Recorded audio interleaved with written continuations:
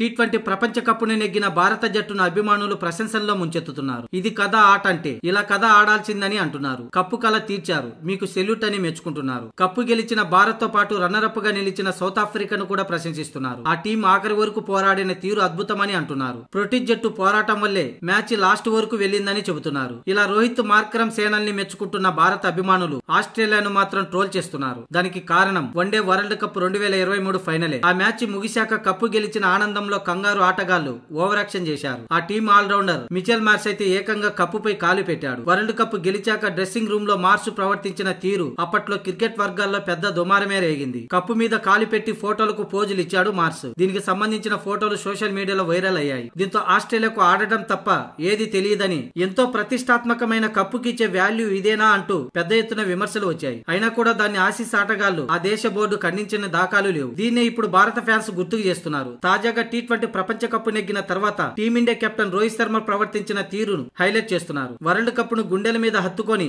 ఆస్వాదించాడు hit man. కప్పు గెలిచాక full emotional అయిపోయాడు రోహిత్. సహచర ఆటగాళ్లను పట్టుకొని ఏడ్చేశాడు. ఆఖరి ఓవర్ వేసి మ్యాచ్ ను మలుపు తిప్పిన హార్దిక్ పాండ్యాకు ముద్దు పెట్టాడు రోహిత్. ఆ తర్వాత జాతీయ పతాకాన్ని మైదానంలో నాటాడు. కప్పును పట్టుకొని కోహ్లీతో కలిసి ఫోటోలకు పోజులిచ్చాడు. ఇదే క్రమంలో కప్పును గుండెలకు హత్తుకున్నాడు. దీంతో గత ప్రపంచ కప్ లో ఆసీస్ ప్లేయర్ మార్చ్ కాలు పెట్టిన క్షణాలను గుర్తు చేసుకుంటున్నారు ఫ్యాన్స్. సాధించిన కప్పు గుండెల్లో ఉండాలి కానీ కాళ్ళ కింద కాదంటూ మిచెల్ మార్ష్ పై ట్రోల్ చేస్తున్నారు టీమిండియా ఫ్యాన్స్. మొత్తానికి రోహిత్ శర్మ అందరి హృదయాలు గెలుచుకున్నాడని చెబుతున్నారు.